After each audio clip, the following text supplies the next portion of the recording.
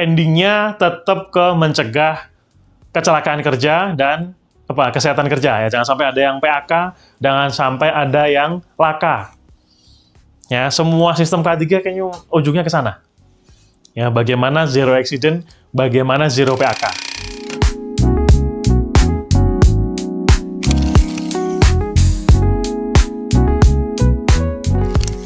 Oke, Bapak Ibu semuanya, kita ketemu lagi pada sesi video upskill. Pada sesi kali ini kita akan bahas terkait dengan HSE atau SAE-nya mining ya di pertambangan. Di sini ada beberapa outline yang akan kita bahas nanti dalam introduction HSE mining. Kalau kita lihat di sini materinya ada sistem manajemen K3 pertambangan, ya. Kemudian ada keselamatan operasional atau KO ya. Ini biasanya orang-orang maintenance, orang-orang operasional. Kemudian yang ketiga, ada terkait dengan keselamatan peledakan, karena ada blasting pastinya. Sangat berisiko, ya. Terakhir ada incident investigation. Jadi mungkin di semua industri juga sama ada semua ya, incident investigation. Jadi ada 4 tema yang akan kita bahas nanti dalam video kali ini.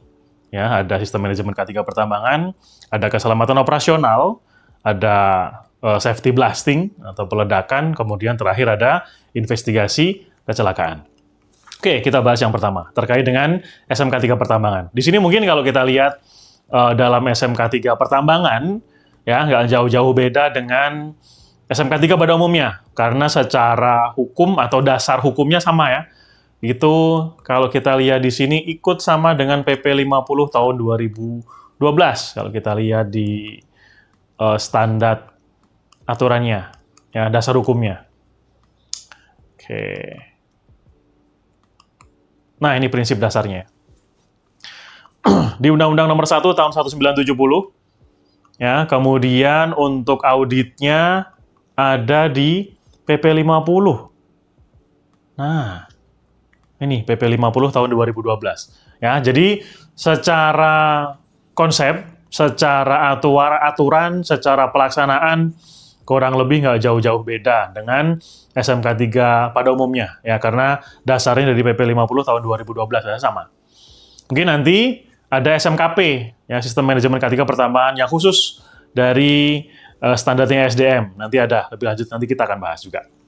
Oke, pertama kita akan bahas terkait dengan SMK 3 secara umumnya dulu ya. Ini yang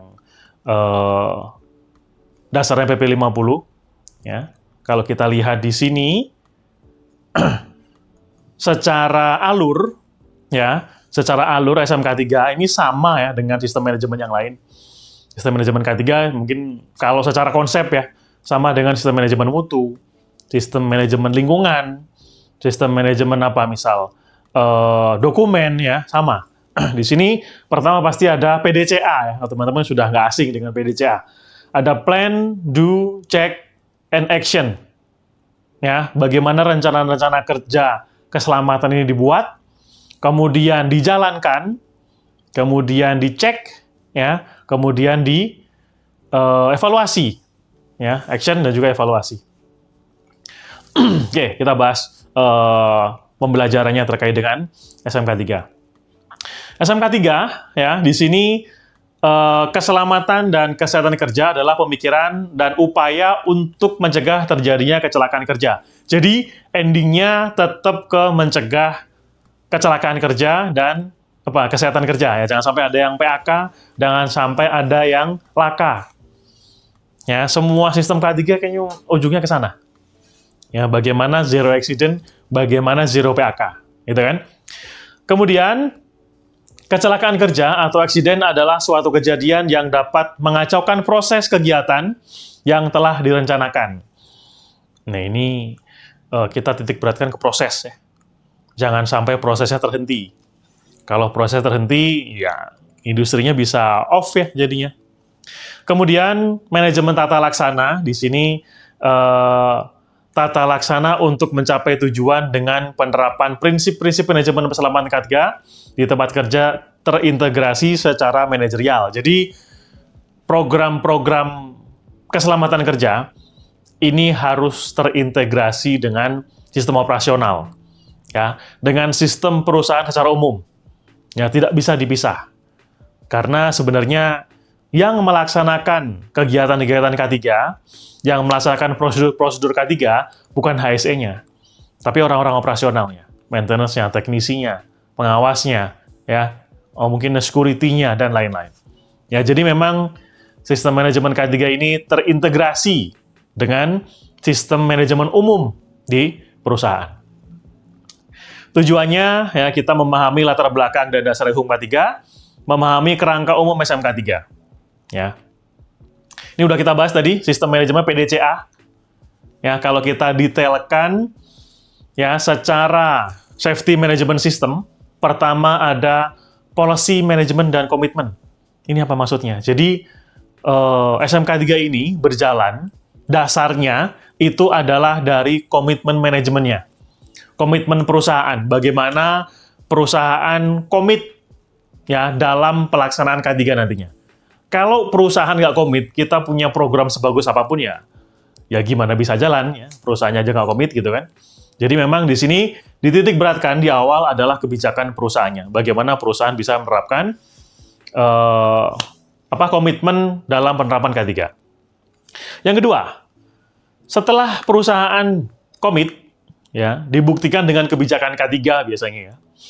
Kemudian ada planning, ada rencana-rencana kerja yang dibuat ya oleh perusahaan. Ini sebagai bukti ya. Perusahaan komit kok, buktinya mana komitmennya? Ini Pak kebijakannya. Dalam kebijakan pelaksanaan seperti apa? Ini Pak planning kita setahun ke depan misal begitu. Ya, kita buat rencana-rencana kerja ya dalam program-program K3 selama biasanya setahun ke depan ya. Timeline-nya biasa setahun.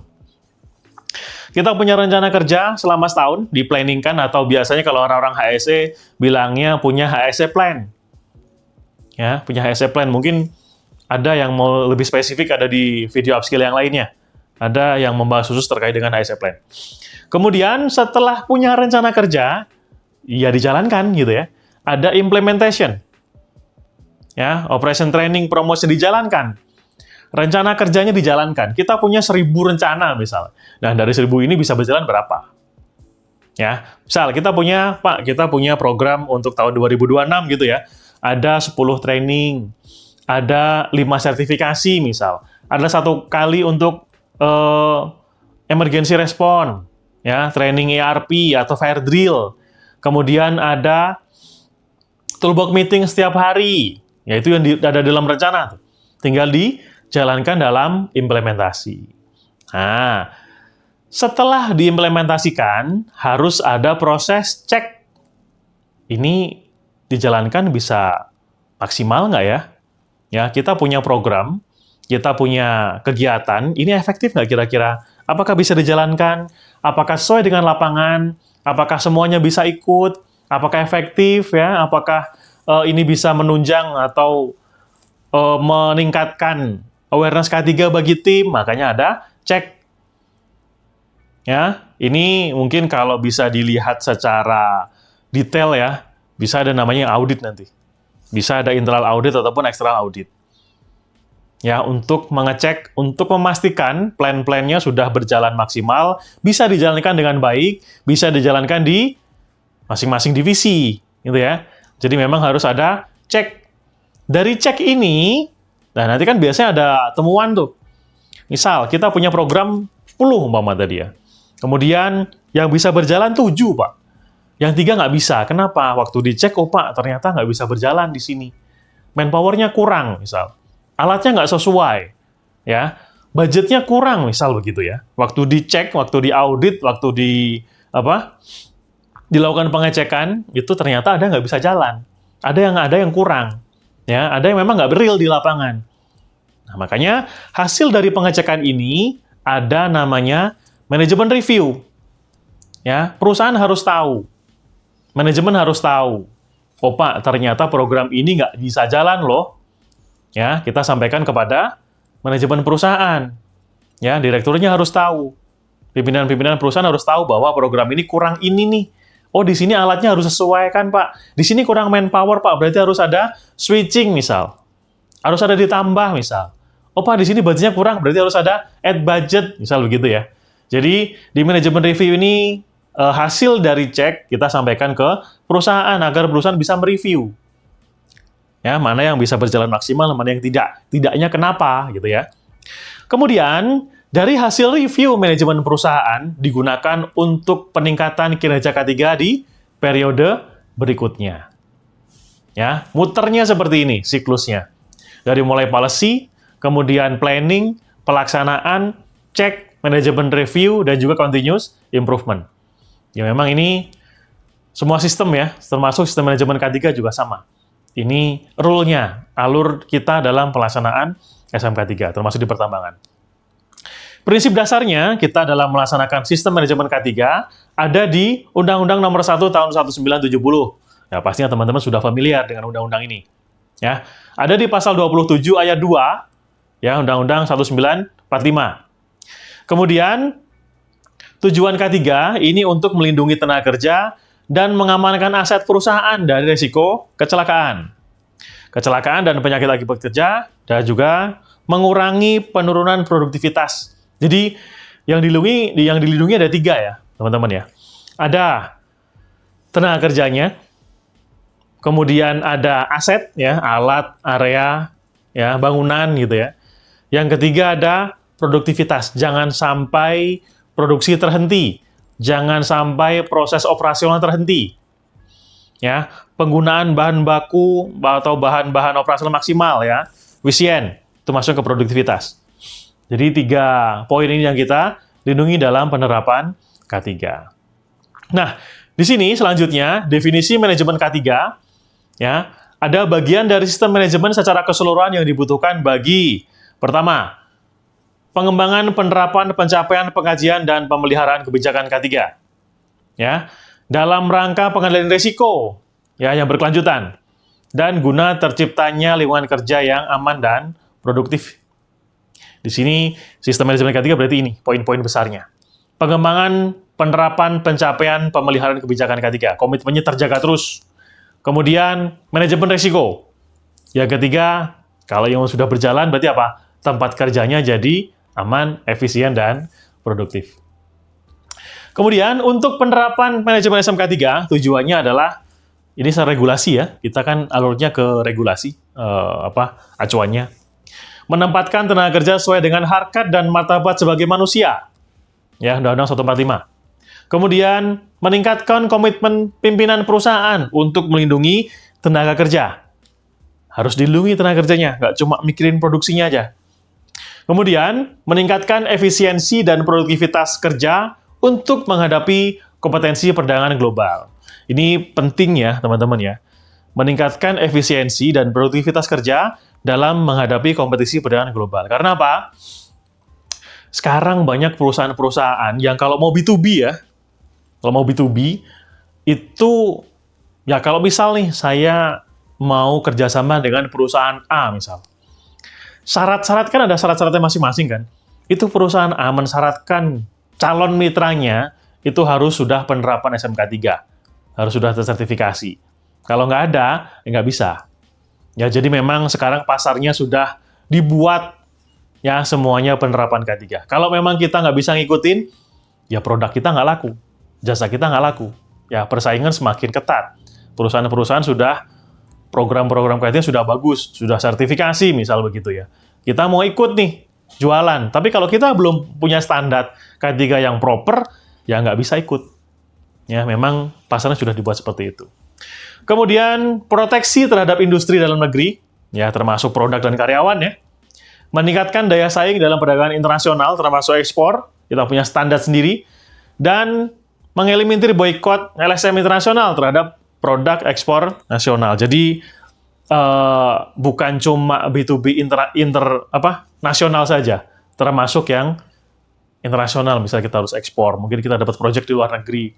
Mereka punya standar apa itu yang harus kita ikuti. Kalau kita nggak punya standar K3 yang mungkin low barrier-nya mungkin di SMK3 ini nih. Ya, kita nggak punya itu mungkin ya. Mau ikut tender misal dari perusahaan luar ya nggak bisa ikut. Ya, karena di sini bisa aja diboikot. Ya, kalau memang kita nggak punya standar, plus apa? Lakanya banyak lagi. Ya udah, berarti apa? barrier kita nggak bisa masuk ya, nggak bisa ikut tender, ke blok ya. Kemudian selanjutnya, dasar hukumnya ini sudah kita bahas tadi ya, di Undang-Undang 145 ayat pasal 27.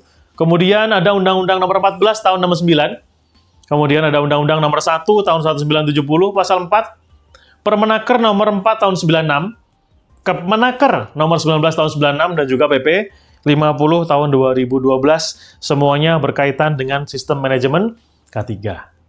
Ya. Oke, di PP 50-nya di sini setiap perusahaan wajib menerapkan SMK 3 di pasal 5-nya. Di sini kewajibannya adalah memperkerjakan pekerja atau buruh paling sedikit 100 orang atau lebih. Itu yang wajib SMK 3. Dan atau kurang dari 100 tapi resiko bahayanya tinggi. Ya, wajib nih ya. Kemudian, ketentuan mengenai tingkat potensi bahaya tinggi. Nah, ini kita tahu tingginya, Pak, saya perusahaannya risiko rendah. Pak, perusahaan saya risikonya tinggi. Dasarnya dari mana? Di sini, ketentuan mengenai tingkat potensi bahaya tinggi, ya, sebagaimana dimaksud dalam ayat 2 tadi di atasnya, sesuai dengan ketentuan peraturan perundangan, biasanya ditentukan oleh misal dari Wasnaker setempat, menyatakan, atau di izin lingkungan itunya ya, industrinya ya, di NIB-nya, ya biasanya sudah ada tuh keterangan industri ini risikonya apa, tinggi, rendah, menengah gitu ya, sudah di sini. Kemudian, pengusaha dalam penerapan SMK 3 wajib berpedoman pada peraturan pemerintah ini, dan ketentuan peraturan perundangan, serta dapat memperhatikan konvensi atau standar internasional. Jadi gini, teman-teman. Dari kacamata pemerintah, sebenarnya, perusahaan, ya, jikalau dia sudah penerapan SMK 3, berarti sebagian besar aturan negara sudah dijalankan. Entah itu undang-undang, ya, PP, peraturan pemerintah, Permenaker misal, Permen LH, ya, Permen SDM misal begitu ya, itu akan terpenuhi dengan sendirinya. Karena apa? Ya SMK 3 mensyaratkan undang-undang harus taati. Kalau nggak ditaati, ya mereka nggak akan lolos gitu ya, penerapan SMK 3. Jadi ini salah satu cara untuk pemerintah bagaimana perusahaan-perusahaan ini bisa taat pada aturan. Ya, salah satunya adalah penerapan SMK 3. Karena kalau udah SMK 3, ya otomatis sebagian besar peraturan sudah diikuti di situ. Dan sudah dibuktikan gitu ya. Ya, jadi memang begitu. Kemudian, untuk penjelasan pasal 5 tadi ada tingkat potensi bahaya tinggi tadi ya, adalah perusahaan yang memiliki potensi bahaya yang dapat menyebabkan kecelakaan yang merugikan jiwa manusia. Potensinya bisa kematian ya, atau terganggunya proses produksi, dan juga potensi pencemaran lingkungan dengan jumlah yang besar pastinya. Ini yang masuk dalam resiko tinggi. Atau mungkin kita bisa minta rekomendasi. Misal kita ragu nih, Pak, perusahaan saya beresiko menengah, rendah atau tinggi ya. Jadi kita bisa komunikasikan dengan Kemenaker setempat ya, dengan Disnaker setempat untuk konfirmasi industri seperti ini apakah risiko menengah, risiko tinggi atau risiko rendah. Selanjutnya ada di pasal 16 yang masih di PP 50. Penilaian penerapan SMK 3 dilakukan oleh lembaga audit independen yang ditunjuk oleh menteri atas permohonan perusahaan. Nah, alurnya seperti apa nih? Misal, ya, saya perusahaan konstruksi, kemudian saya mungkin sudah pede nih penerapan SMK 3. Pengajuan auditnya seperti apa? Ya, jadi dari perusahaan mengajukan surat permohonan gitu loh ya, ke lembaga audit. Nah, pastikan lembaga auditnya yang sudah punya license dari pemerintah, dari Kemenaker di sini ya. Mereka punya lisensi untuk menjalankan audit SMK 3. Ya, kalau kita sebagai perusahaan berarti mengajukan untuk diaudit gitu ya. Alurnya seperti itu. Jadi kita minta, perusahaan yang minta untuk diaudit. Kemana? Ke lembaga audit tadi. Pastinya yang sudah berlisensi. Kemudian, perusahaan atau lembaga auditnya tadi membuat schedule. Ya, membuat schedule untuk kapan dilaksanakannya audit sesuai dengan PP 50 tahun 2012 ini. Untuk perusahaan yang memiliki potensi bahaya tinggi, wajib melakukan penilaian penerapan SMK 3 sesuai dengan ketentuan perundangan sudah kita bahas tadi. Kemudian penilaian sebagaimana dimaksud di angka 1 dilakukan melalui audit. Ya, meliputi apa? Ada banyak nih item yang dibahas nih ya. Mulai dari komitmen, kemudian rencana kerja, tinjauan kontrak, pengendalian dokumen, pembelian, keamanan bekerja, pengukuran ya, status pemantauan di sini, pelaporan perbaikan dan kekurangan, handling material, pengumpulan data, pemeriksaan SMK 3 atau pengecekannya, dan juga pengembangan keterampilan dan kemampuan. Ada 12 item di sini. Jadi, kalau teman-teman ingat tadi yang di awal ada PDCA, Plan Do Check Action, mulai kebijakan, plan, pelaksanaan, ya, kemudian ada pengecekan, review manajemen, dan perbaikan tingkat lanjut, itu ada 12 item ini. Ya, yang di nomor 3 ini ya, ada 12 item ini. Nah, ini yang dicek. Lumayan banyak ternyata. Kemudian, penilaian penerapan SMK 3, ya, sebagaimana sudah dalam pasal 3, tertuang dalam pedoman tercantum dalam lampiran 2, sebagaimana yang tidak terpisahkan dari peraturan pemerintah. Nanti kita bahas ya, teman-teman ya. Jadi, ada penilaiannya nanti, ya, lebih detailnya di belakang nanti ada. Kemudian, yang masih belum jelas di pasal 16 di ayat 2-nya, yang dimaksud dengan perusahaan memiliki potensi bahaya tinggi, antara lain perusahaan yang bergerak dalam bidang pertambangan, minyak bumi, dan gas. Berarti kalau yang tambang otomatis ini ya, ya, otomatis resikonya tinggi nih. Memiliki potensi bahaya tinggi, antara lain pertambangan, minyak, dan gas bumi. Jadi wajib untuk SMK 3. Oke, ini sudah kita bahas juga sebenarnya tadi. Di sini, perusahaan dengan tenaga kerja 100 orang atau lebih, ya wajib SMK 3. Potensi bahayanya tinggi, baik itu kebakaran, peledakan, pencemaran, dan PAK. Ya, dasarnya dari PP 50 tahun 2012 dan juga Permenaker nomor 50 tahun 96 pasal 3. Ya, kriteria perusahaan yang wajib penerapan SMK 3. Dalam pelaksanaannya, ya di sini ada, ini sudah kita bahas tadi ya, sebenarnya ini ada peningkatan berkelanjutan endingnya, ada komitmen, rencana, penerapan, pengukuran, tinjauan ulang, dan peningkatan berkelanjutan. PDCA-nya jalan. Oke, kita bahas satu-satu di sini. Dimulai dari komitmen dan kebijakan. Di sini, teman-teman, komitmen atau kebijakan di sini adalah, ya namanya perusahaan pasti ada organisasinya, ada pimpinan tertingginya, ada level manajerialnya, ada supervisor, ada staff gitu ya. Jadi, komitmen manajemen di sini adalah secara konteks organisasi. Ya, organisasi K3 menyediakan anggaran dan SDM dan sarana, menetapkan tanggung jawab dan wewenang, perencanaan K3, melakukan penilaian. Kemudian di tinjauan awal ada identifikasi kondisi dan sumber daya, pengetahuan dan peraturan perundangan K3, pembandingan penerapan, meninjau sebab dan akibat, dan efisiensi dan efektivitas. Oke, ini masih masuk dalam poin 1 ya, komitmen dan kebijakan K3. Selanjutnya ada perencanaan, di sini mencakup manajemen risiko, kemudian pemenuhan peraturan perundangan, tujuan dan sasaran, indikator kinerja KPI ya teman-teman ya. Kemudian ada perencanaan awal, rencana kegiatan yang sedang berlangsung. Kegiatan-kegiatan rencana apa aja gitu ya direncanakan. Kemudian selanjutnya setelah planning jadi, ada penerapan. Ya, tinggal dijalankan. Tapi namanya penerapan pasti ada sarana dan prasarananya, ya. Jadi waktu penerapan ada penyediaan SDM, sarana, budget, integrasi, tanggung jawab dan tanggung gugat, konsultasi, motivasi dan kesadaran.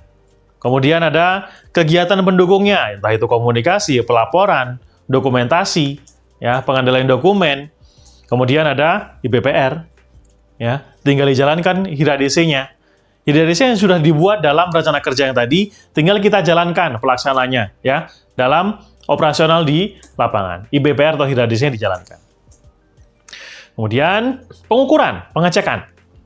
Ya, ini ada macam-macam poin, ada inspeksi atau pengujian, inspeksi alat, inspeksi area kerja, ya, pengukuran lingkungan kerja, bahaya fisika, kimia, ergonomi, psikologi ya. Kemudian yang keduanya dalam pengukuran ada audit, baik itu internal maupun audit eksternal. ya. Kemudian ada tindakan perbaikan, entah itu dari inspeksi, entah itu dari pengujian, entah itu dari audit, ini kita lakukan perbaikan. Termasuk MCU ada di sini. Medical check-up ada, pengujian ya, pengecekan orangnya masih sehat apa enggak. Nah, di sini ada pengukuran. Hasil dari pengukuran, nah inilah bahannya ya teman-teman ya. Hasil dari pengukuran kita gunakan untuk peninjauan ulang ke pihak manajemen.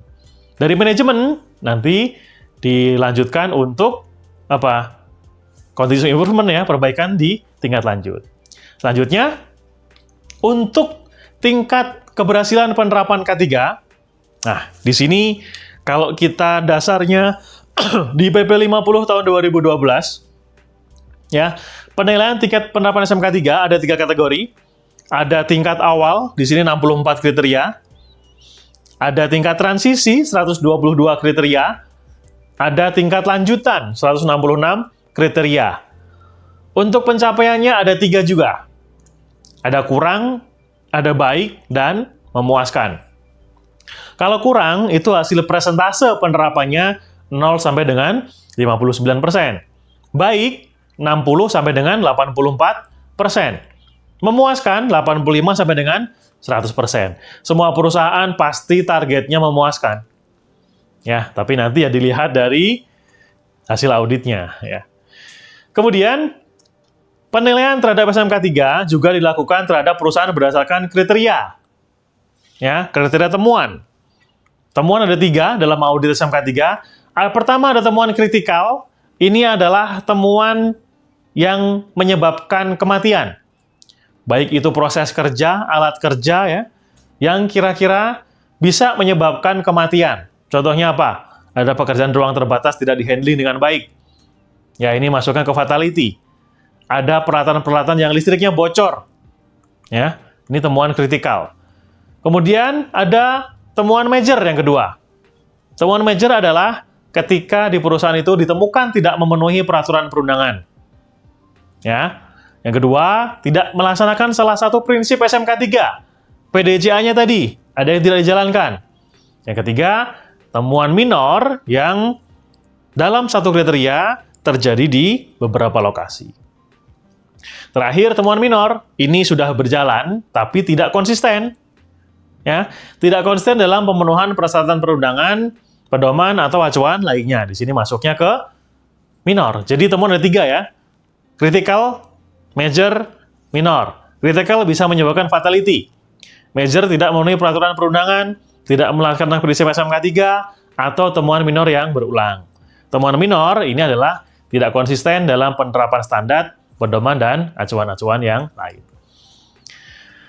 Oke, tingkat keberhasilan sudah kita bahas tadi. Selanjutnya, pembagian kriteria pada tingkat pencapaian penerapan. Ini ada 12 elemen ya, teman-teman ya. Jadi PP 50 ini ada di lampiran 2. Bisa dilihat ya, nanti kalau punya lampiran undang-undangnya. Elemen 1 ada pembangunan dan pemeliharaan komitmen. Elemen 2 ada dokumen, ya, strategi pendokumentasian. Elemen 3 peninjauan ulang kontrak. Elemen 4 pengendalian dokumen. Elemen 5 pembelian. Elemen 6 operasional, di sini nggak pernah bekerja. Elemen 7 standar pemantauan pengukuran. Elemen 8 strategi pendokumentasian. Elemen 9 peninjauan ulang desain dan kontrak. Elemen 10 pengendalian dokumen. Elemen 11 pembelian. Elemen 12 keamanan bekerja berdasarkan SMK 3. Ini 12 elemen ini ada di lampiran 2 BP 50 tahun 2012. Ada 12 elemen. Untuk mekanisme auditnya, tadi mungkin sudah sedikit kita bahas ya. Perusahaan di sini mengajukan diri untuk pelaksanaan audit. Ya. Kemudian dari badan audit ya di sini akan melaksanakan audit ke perusahaan. Hasilnya dari badan audit ini akan dilaporkan ke Dirjen Binwasnaker ya. Ya, dilaporkan kepada Dirjen Binwasnaker bahwa perusahaan ini sudah oke nih penerapan SMK 3-nya. Oh, ini belum nih. Oh, ini cukup ya. Nanti yang melaporkan adalah badan audit yang melakukan audit di perusahaan. Oke, ini untuk auditnya. Sama ya, teman-teman, dari penerapan dan juga auditnya ada di PP 50 tahun 2012. Di sini audit SMK 3 adalah pemeriksaan secara sistematis dan independen terhadap pemenuhan kriteria yang 12 elemen tadi. Ini, ya. Terhadap pemenuhan 12 elemen tadi untuk mengukur suatu hasil kegiatan yang telah direncanakan dan dilaksanakan dalam penerapan SMK 3 di perusahaan. Tahu juga bisa sebagai definisi untuk apa? Alat ukur mengukur berhasilnya pelaksanaan penerapan SMK 3. Pemeriksaan secara sistematis dilakukan secara independen, dilakukan oleh badan audit independen. Mekanisme auditnya, ini sudah kita bahas ini sebenarnya. Ada perusahaan mengajukan audit ya, masukkan ke badan audit nanti melaksanakan auditnya, laporannya diberikan kepada Binwasnakernya, nanti Binwasnaker atau Kemenakernya nanti mengeluarkan sertifikasi SMK 3 dan juga tindakan. Tindakan ini apa maksudnya? Kalau memang ada temuan-temuan yang kira-kira fatality dan itu tidak menjadi perhatian khusus bagi perusahaan. Ya berarti akan ada tindakan nanti. Entah itu surat peringatan atau apapun. Ya. Kemudian untuk sertifikasi SMK 3 adalah bukti pengakuan tingkat pemenuhan penerapan peraturan perundangan SMK 3. Ya, karena kalau kita sudah penerapan SMK 3, berarti apa? Sudah sebagian besar penerapan peraturan perundangan itu dipenuhi. Ya. Kemudian auditnya dilakukan oleh badan independen. Ya, yang sudah ditunjuk oleh Kemenaker. Kemudian untuk sertifikasi, di sini inventarisasi dasar perusahaan oleh Kemenaker, menginformasikan perusahaan diaudit oleh badan audit, menentukan jadwal audit, konfirmasi pelaksanaan audit, evaluasi, konfirmasi hasil audit ke Kemenaker, lapor ya dari lembaga independen, lembaga auditnya tadi dilaporkan ke Kemenaker, dan terakhir ada pemberian sertifikat oleh Disnaker. Kalau memang sudah dirasa comply gitu ya. Itu yang SMK 3 PP 50, SMK 3 secara umum. Ya ini dilakukan di tambang pastinya ya, atau di perusahaan-perusahaan lain yang memenuhi. Syaratnya apa tadi? Pekerjaannya risiko tinggi, atau karyawannya lebih dari 100 ya. Di luar itu tidak wajib ya dalam penerapan SMK 3. Oke, teman-teman, kita lanjut ke sistem manajemen K3 pertambangan ya, atau SMKP ya. Sistem manajemen keselamatan pertambangan. Di sini apa bedanya dengan sistem manajemen K3 yang lain? Nah, kalau kita lihat dari undang-undangnya, sebenarnya undang-undang merujuk pada undang-undang yang sama ya. Oke, dasar hukumnya untuk SMKP ini ada di PP 50 tahun 2012. Ya, ini sama dengan SMK 3 pada umumnya ya, di PP 50. Kemudian juga ada di Permen ESDM nomor 26 tahun 2018, ini yang menghapus peraturan-peraturan sebelumnya. Kemudian secara detailnya ada Kepmen ESDM ya, tahun 2016, dan juga ada Kep Dirjen Minerba 185 tahun 2019. Ini yang menjadi dasar untuk sistem manajemen K3 pertambangan. Elemen-elemennya kalau kita lihat ya teman-teman ya, bedanya apa sih dengan SMK 3 yang pada umumnya, yang PP 50 tahun 2012? Kalau kita lihat sebenarnya garis besarnya sama. Mulai dari kebijakan, kemudian ada rencana kerja, struktur organisasi, implementasi, evaluasi dan tindak lanjut, dokumentasi dan tinjauan manajemen. Ya sebenarnya masih mirip-mirip ya, tapi mungkin ini skupnya lebih banyak ke pekerjaan pertambangan. Nah kita detailkan satu-satu sekarang. Mulai dari skup nomor 1 terkait dengan kebijakan. Nah, di sini mulai dari penyusunan kebijakan. Ya, ini bukti komitmen manajemen ya terhadap penerapan K3. Kemudian isi kebijakan. Mungkin ini lebih dititik beratkan pada pekerjaan-pekerjaan tambang. Kemudian penetapan kebijakan berarti ada approval atau persetujuan ya dari pimpinan tertinggi terkait dengan kebijakan keselamatan pertambangan. Kemudian kebijakan harus dikomunikasikan, dibuktikan dengan banyak metode untuk mengkomunikasikan kebijakan. By briefing, by rambu, by poster, by elektronik mungkin, by blasting email, by aplikasi dan lain-lainnya. Kemudian kebijakan juga harus ditinjau secara berkala. Apakah masih sesuai atau memang sudah ada perubahan terkait dengan skop-skop pekerjaan di pertambangan. Yang kedua, terkait dengan perencanaan. Ini mirip ya dengan yang SMK 3 PP 50. Mulai dari penelaahan awal, harus tahu skop pekerjaannya apa, bahayanya apa, resikonya apa ya, manajemen resiko. Kemudian, identifikasi kepatuhan. Jadi, perusahaan punya list peraturan apa saja yang harus dipenuhi, mana yang sudah, mana yang belum, gitu ya. Kemudian ada penentuan tujuan dan sasaran, dan rencana kerja, dan anggaran keselamatan pertambangan. Pasti budgetnya lumayan ini ya, karena skupnya di pertambangan, otomatis resikonya lebih tinggi. Yang ketiga, organisasi dan personil. Nah, di sini dipisah ya, kalau di pertambangan. Di sini mulai dari penyusunan penerapan struktur organisasi, apapun ya, organisasi pada umumnya di perusahaan, organisasi K3, emergency response ya, dan lain-lain. Kemudian penunjukan KTT, Kepala Teknik Tambang. Ya, kepala tambang di bawah tanah dan kepala kapal kruk atau eksavator ya sekarang bahasanya untuk perusahaan pertambangan. Ada penunjukan kepala teknik tambang, penunjukan kepala tambang bawah tanah, penunjukan untuk eksavator. Kemudian penunjukan penanggung jawab operasi untuk perusahaan jasa pertambangan, ya Explore ya. Dan yang keempat dari poin 3 ini adalah pembentukan penetapan pembagian keselamatan kesehatan kerja dan keselamatan operasi pertambangan. Yang kelima ada penunjukan pengawas operasional dan pegawai teknik, penunjukan teknik khusus pertambangan, penetapan komite keselamatan pertambangan, dan penunjukan tim tanggap darurat. Jadi skupnya semua struktur organisasi dari sini, termasuk lingkungan. Ya, terkait dengan pengelolaan lingkungan. Kemudian, nah ini skupnya dipisahkan lagi terkait dengan seleksi dan penempatan personil. Ini harusnya di HR ya. Jadi skupnya di sini di HR. Pendidikan, pelatihan, serta kompetensi kerja. Ini kalau teman-teman di SMK 3 PP 50 ada di klausul 12, di elemen 12. Di sini di kriteria 3 ada pendidikan dan pelatihan pekerja, kompetensi kerja. Ya, kemudian ada penyusunan, penetapan, dan penerapan komunikasi, pengelolaan administrasi, baik itu dokumen, ya, daftar kecelakaan kerja, pelaporan, dokumentasi kejadian bahaya, konsultasi, motivasi, dan kesadaran SMKP ke Minerba. Elemen 4, tinggal dijalankan. Pelaksanaan pengelolaan operasi, semuanya di sini ya. Baik itu operasional, kemudian juga pengelolaan debu, pengelolaan lingkungan seperti apa, faktor bahayanya, kimia, fisika, biologi, dan juga lingkungan. Selanjutnya, masih diimplementasi terkait dengan pemeriksaan kesehatan.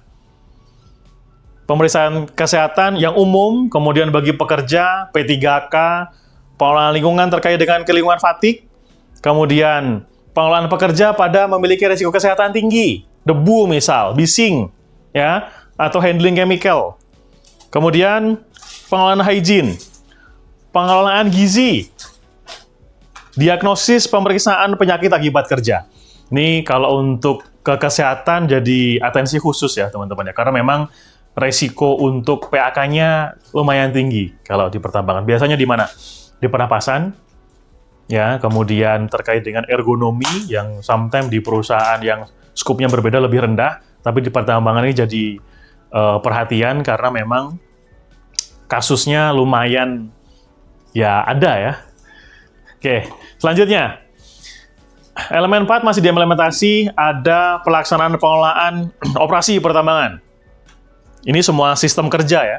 Bagaimana mereka bekerja, terus kemudian cara prosedur kerja seperti apa, WI-nya seperti apa, inspeksinya seperti apa. Poin 5, ini yang nggak ada di PP 50, ada terkait dengan peledakan. Terkait dengan gudangnya, penyimpanan bahan peledak, pengangkutan, dan pengerjaan peledakan itu sendiri. Elemen 6, ada perancangan rekayasa dan modifikasi. Kemudian, penetapan sistem pembelian, pemantauan, dan pengelolaan jasa pertambangan. Purchasing ya, baik itu seleksi produk atau seleksi jasa. Kemudian ada pengelolaan tanggap darurat, penyediaan P3K, pelaksanaan keselamatan di luar pekerjaan juga masuk di implementasi nomor 4. Poin kelima, ada evaluasi dan tindak lanjut. Bagaimana kita pengukur kinerja, baik itu operasional, pelaksanaan K3 di lapangan, pembelian ya, dan lain-lain. Biasanya kita ada evaluasi ya. Pengukuran masuk ya, termasuk di sini ada pemantauan pengukuran kinerja, pengelolaan kesehatan karyawan. Kemudian selanjutnya masih masuk di evaluasi ada audit internal. Berarti dilakukan oleh internal perusahaan. Ya, di sini sertifikasinya di Minerba ya, di SDM. Dan juga untuk SMKP khusus untuk pengelolaan dan pemurnian. Itu ya Pak, smelternya ini. Kemudian dokumentasi, di sini di elemen 6, penyusunan penetapan dokumentasi manual sampai ke prosedur-prosedur WI dan juga form-formnya. Terakhir, tinjauan manajemen, ya hasil dari evaluasi tadi untuk bahan pertimbangan manajemen untuk ditinjau, ya hasilnya untuk peningkatan kinerja, ya untuk perbaikan di periode berikutnya. Untuk keterangan perhitungan, ya ada nilai-nilai elemen tadi adalah elemen 1 sampai elemen 5 ya. Elemen 5, 6, 7. Di sini perhitungan nilainya, perhitungan nilai auditnya adalah total nilai elemen, ya nilai elemen ditambah nilai sub-sub elemennya. Kemudian presentasenya, total nilai elemen dikalikan presentase nilai maksimal. Kemudian total nilai penerapan SMKP, penjumlahan dari nilai elemen yang sudah dipenuhi, dan total presentase, penjumlahan presentase nilai per elemen. Di sini kan banyak nih teman-teman elemen-elemennya. Ya, sudah ada keterangan di sini di layar, ada presentase, ada nilai sub-elemen, berapa persen di elemen berapa, berapa persen di elemen berapa, sini sudah ada daftarnya. Skupnya lebih banyak ya. Oke, selanjutnya terakhir, di sini kesimpulan bagaimana kita penerapan sistem manajemen K3 di pertambangan, ya ujung-ujungnya adalah pertama terkait dengan perlindungan terkait dengan kecelakaan kerja dan penyakit akibat kerja. Pasti poinnya ada di sana. Ya, kemudian di sini ditambahkan terkait dengan perlindungan K3 merupakan kebijakan nasional yang dijamin oleh konstitusi. Ada undang-undangnya yang diatur. Kemudian diperlukan komitmen pimpinan perusahaan untuk melaksanakan keselamatan pertambangan. Kalau perusahaan nggak komit, ya nggak jalan. Kemudian pemerintah atau Kemenaker Trans terus meningkatkan upaya perlindungan K3, baik melalui kelembagaan P2K3 ya, maupun dari sistem SMK3 atau SMKP itu sendiri. Dan pemerintah akan berusaha mengakomodasi berbagai model SMK3 yang ada di perusahaan, sesuai dengan kebutuhan perusahaan. Karena memang beda-beda skupnya. Dan pelaksanaan audit akan dikembangkan sebagai program wajib sebagai alternatif pelaksanaan inspektoratif yang dilakukan oleh pegawai pengawas. Jadi, ini akan jadi yang paling terakhir ya, teman-teman, dari kesimpulan auditnya. Karena memang untuk, kan ada dua, kita bagi dua untuk auditnya. Ada audit internal dilakukan oleh internal perusahaan, sama audit eksternalnya. Di pertambangan atau SMKP, ini untuk audit eksternalnya biasanya entah itu dari lembaga audit atau dari kalau regulasinya ya dari SDM langsung. Jadi memang pelaksanaan auditnya akan lebih detail, akan lebih ketat. Kita lanjut ke materi selanjutnya. Terima kasih.